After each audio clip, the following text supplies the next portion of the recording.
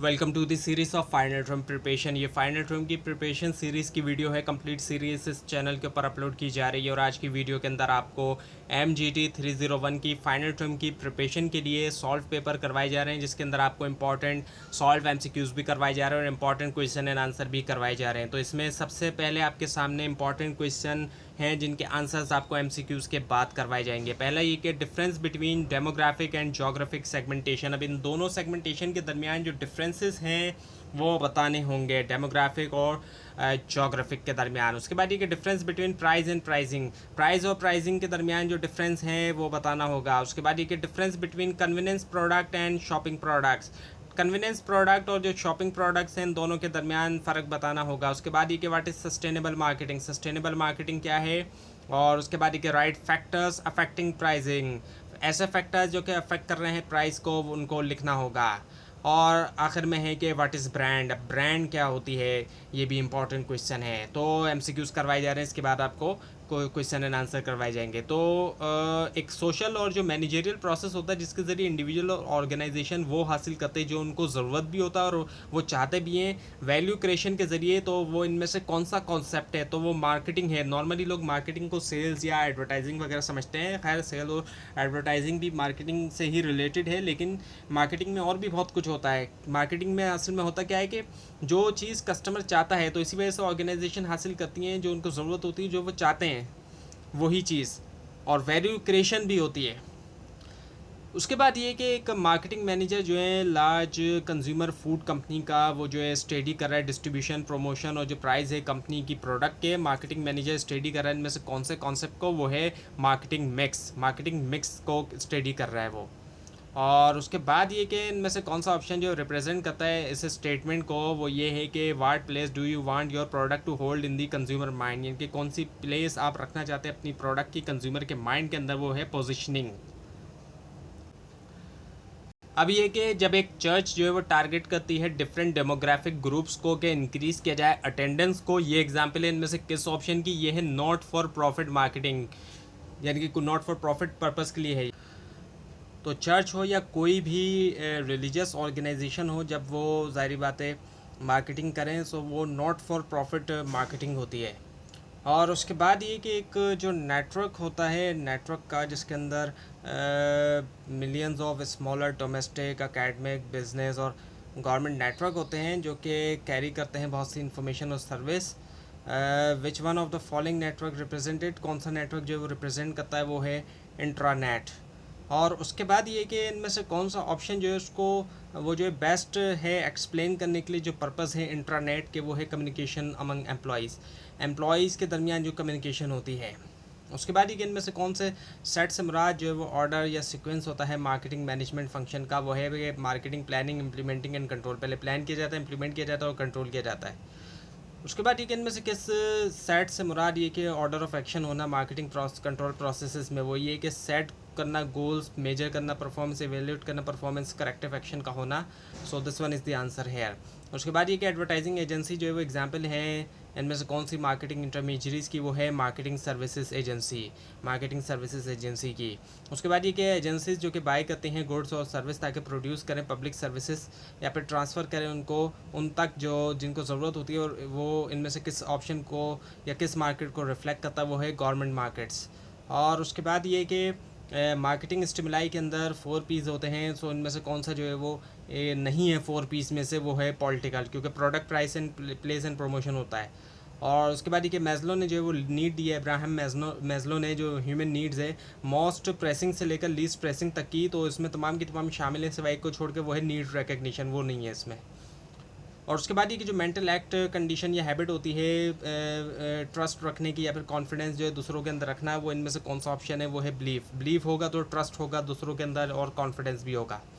उसके बाद ये कि इनमें से कौन सा जो है वो स्टेज नहीं है जो कि जिसके ज़रिए कस्टमर गुजरता है प्रोसेस के अंदर जब वो अडॉप्ट करता है एक न्यू प्रोडक्ट, वो है कल्चर नहीं है, अवेयरनेस, इंटरेस्ट, इवेल्यूशन, ट्रायल और एक्शन होता है। और उसके बाद एक इनमें से कौन सा जो है वो प्राइमरी मोटिवेशन नहीं है, वो है एटीट्यूड। बाकी अचीवमेंट, सेल्फ असेसमेंट और एस्टीम और सेल्फ एक्सप्रेशन। उसके बाद ये कि एक ट्रांजेक्शन जिसके अंदर ऑर्गेनाइजेशन जो है वो बना रही है, कर रही है, एक इनिशियल परचेज़ एक आइटम की जो कि यूज़ होगा कि परफॉर्म किया जाए न्यू जॉब, वो इनमें से कौन सी परचेजेस है, वो है न्यू टास्क परचेज़। और उसके बाद फिर ये कि ज़्यादा जो ऑर्गेनाइजेशनल परचेज डिसीजन होते हैं वो इनमें से किस कैटेगरीज़ के ज़रिए होते हैं, वो होते हैं फर्म बाइंग सेंटर के ज़रिए। उसके बाद ये कि जब बर्गर किंग ने टारगेट किया डिफरेंट ग्रुप्स को, चिल्ड्रन से और टीन्स टू एडल्ट और सीनियर जो है डिफरेंट एड और मीडिया के साथ, सो वो प्रैक्टिस कर रहे हैं इनमें से किस तरह की सेगमेंटेशन की। सो वो है एज एंड लाइफ साइकिल। और उसके बाद ये कि इनमें से कौन सी सेगमेंटिंग स्ट्रेटजी जो है वो कैरी करती है higher than average risk, higher होना एवरेज के मुकाबले में रिस्क का कंज्यूमर मार्केट में, वो है कंसनट्रेटेड। उसके बाद कि इनमें से कौन सी जो है वो प्रोडक्ट परचेज़ होती है जो कि फ़र्दर प्रोसेसिंग के लिए होती है, यानी कि उसके ऊपर दोबारा जो है वो और ज़्यादा मज़ीद काम किया जाता है या फिर उसको यूज़ किया जाता है बिज़नेस के अंदर, वो है इंडस्ट्रियल प्रोडक्ट्स।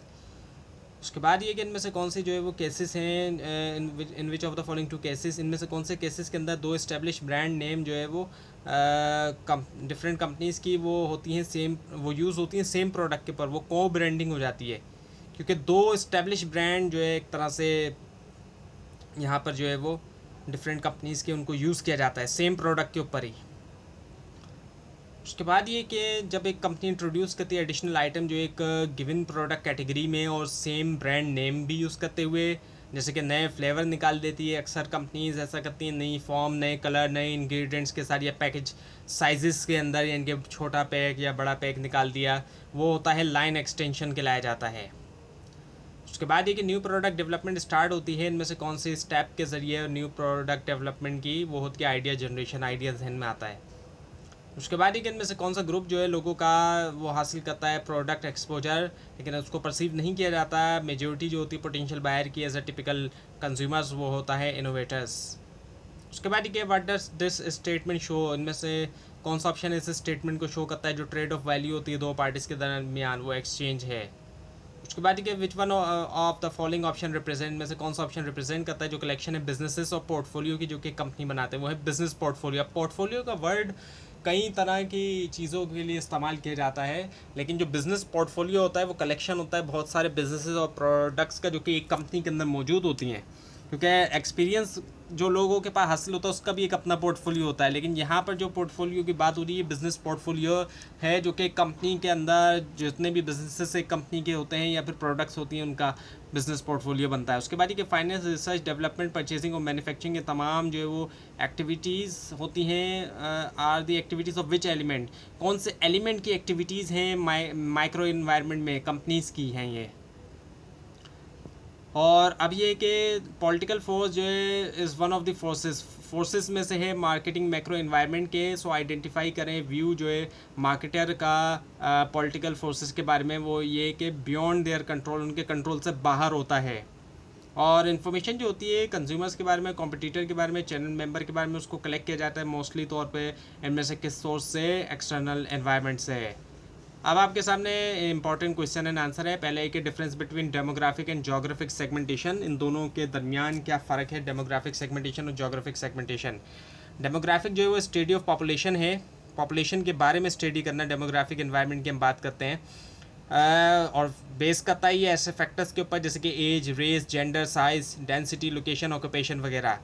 और डेमोग्राफिक ज़ाहिर बात है बहुत इंपॉर्टेंट होता है इनको सीखना, अगर पॉलिसी डेवलपमेंट है इसके लिए भी, और जो इकोनॉमिक रिसर्च वगैरह की जाती है, इकोनॉमिक मार्केट रिसर्च, इसके मुकाबले में।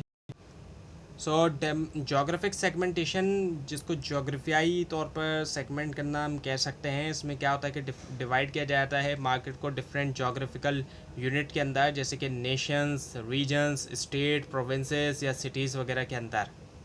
इस तरीके से यानी कि डिफरेंट जोग्राफिक एरियाज़ के ऊपर, लोकेशंस के ऊपर डिवाइड कर दिया जाता है मार्केट को। उसके बाद एक difference between price and pricing. अब प्राइस और प्राइसिंग के दरमियान क्या फ़र्क है। प्राइस से मुराद वो अमाउंट होता है पैसे का जो कि चार्ज किया जाता है प्रोडक्ट या सर्विस। जब भी हम खरीदते हैं कोई भी प्रोडक्ट या सर्विस तो हमसे अमाउंट चार्ज किया जाता है, और वही जो है अमाउंट ऑफ मनी जो है वो प्राइस होता है।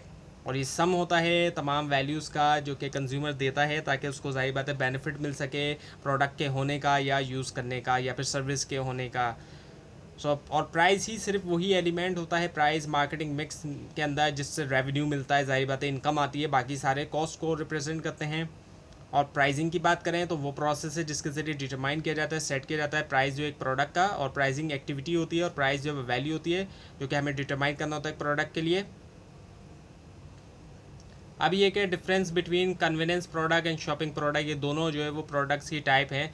कन्वीनियंस प्रोडक्ट की हम बात करते हैं तो कन्वीनियंस प्रोडक्ट कंज्यूमर प्रोडक्ट्स और सर्विस होती है जो कि कस्टमर जो यूजुअली तो पे फ्रीक्वेंटली बाय कर लेता है, यानी कि तकरीबन रोज़ाना भी बाय कर सकता है, वो